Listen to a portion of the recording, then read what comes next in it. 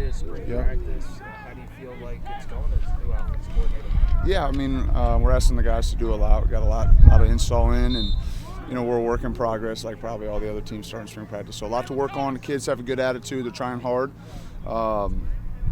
So we're working on the fundamentals and trying to improve every day. So the kids have had a great attitude, so we're pleased with that. Quarterback-wise, where do you think you are from the end of multiple practice bowl to now? Well, we're healthier for sure. Michael's come back and rehabbed well and been able to fully participate. Jack's that much older, and then Dexter just getting here. Obviously, he's figuring it out every period at a time. So, same like all the other positions. We're just really focused on getting better. We got a lot of work to do, and but those guys, like the rest of the guys, have had a good attitude and are looking forward to that.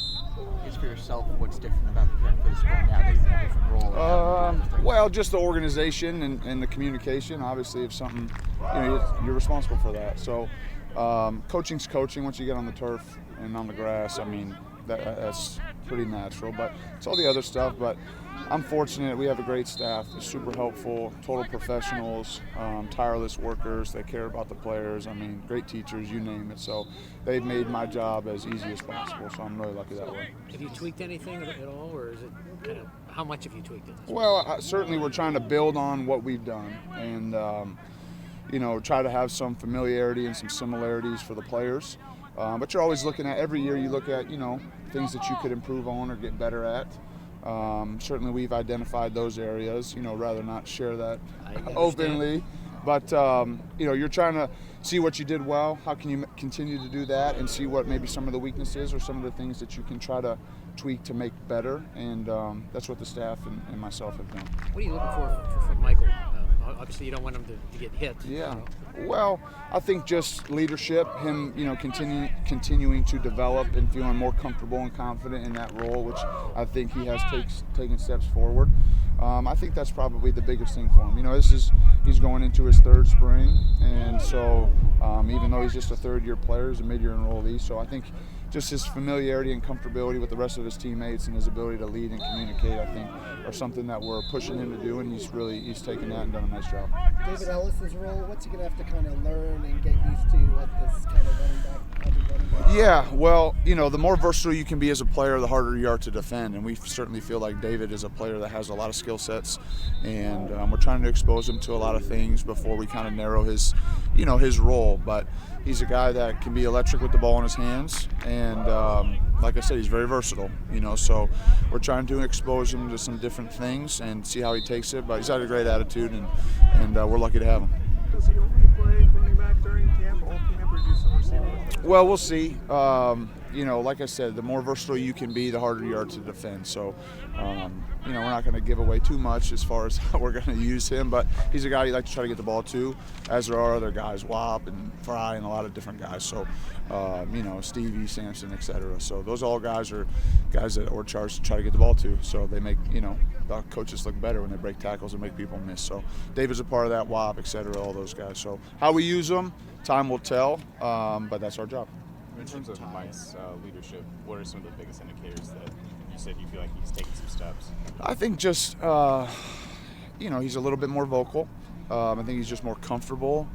I think you see his personality come out a little bit more, in all phases. He has, he's able to crack jokes with the guys and cut it up that way. So I think you just see who he truly is come out a little bit more as he becomes more comfortable, and the guys respect him, and so it's been a positive. I think how much are you encouraged by the weight that he's put on? I mean, he's up into about 220. Yeah. Oh, yeah, without a doubt. Yeah, I think, that's just a sign of him maturing physically, mentally, etc.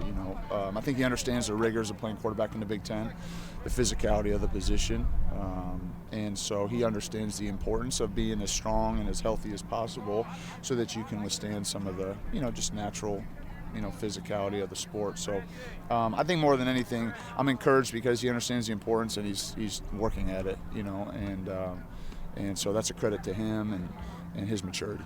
Really thoughts on the offensive line, in particular, Harry? Well, we haven't had pads on yet, so hard to say. Stances have been great. So we'll put uppers on Tuesday, and then crank it up to full pads on Thursday. And I mean, I think all you guys understand, it's a different game when you actually are making contact with them. So, but we've got an incredible offensive line coach, so I know he'll get them ready. You like carry at that spot though in center? Is that?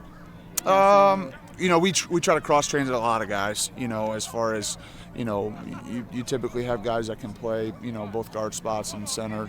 And then, typically your tackles are more, structured to get reps at right and left. Because you just never know what's going to happen in the course of the season. You want to make sure you can play your best 5. And so Coach Hiller does a great job of that and making sure that he trains guys at multiple positions. So time will tell on that. But, when we roll out there for the first game, we'll make sure that we got our best combination of 5 guys out there. How much more comfortable is Jack Cotton? Obviously, they're back on the field, but how much are you expecting guys like Ty and Wap to step up off the field as leaders as well? Yeah, definitely. It's crazy that, Wap and Ty are 4th-year players. I feel like they just got here yesterday. But we have high expectations for both those guys. They're good players and they're great kids, and so we're looking forward to their, maturity and leadership, and they've done a good job with that. And so, obviously, like you mentioned, there's a little bit of a void there just from a senior leadership standpoint, but those guys will take the charge and do a good job. Much more comfortable have you seen Jack at quarterback after being this obviously his second spring, Yep. through fall? Yeah, I think without a doubt. I think, for all second-year players in the program, you've been through a calendar year, just with everything, school, in the weight room, football, etc. So I think Jack is definitely taking a step forward, and I know he's excited about, getting better every day.